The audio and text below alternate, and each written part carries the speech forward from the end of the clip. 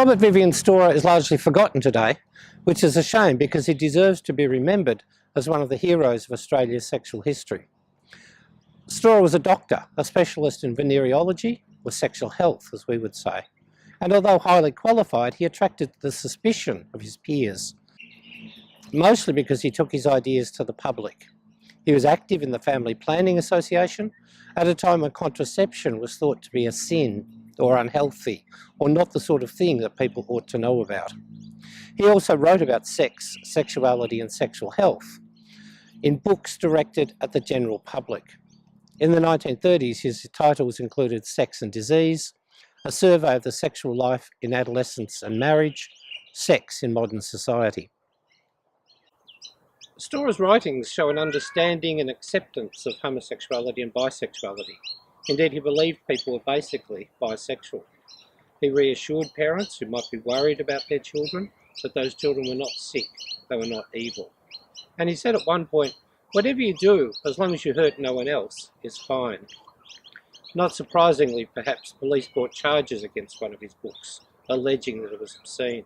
The magistrate threw out the charges. In response to this, though, his enemies scaled up their attacks.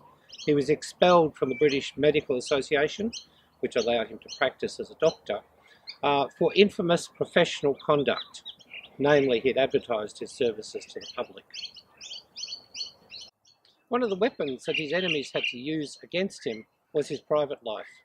Robert Storer was in fact bisexual, and while he never publicly proclaimed this, it was obvious from his writings, and many people would have known. The police and the Truth newspaper, a notorious scandal sheet, took up a watching brief. In the late 1930s, he was accused of holding all-male orgies on a yacht of his. He sued the paper and won. On another occasion, here, somewhere in Studley Park, he was caught having sex with one of his young employees in a car. On that occasion, he was convicted and sent to jail. In 1941, he was caught with an 18-year-old militiaman, caught by the police looking through a keyhole in his Spring Street flat.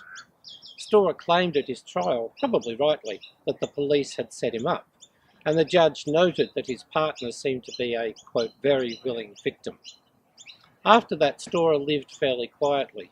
He died in 1958 and is buried at Cheltenham Cemetery with his wife.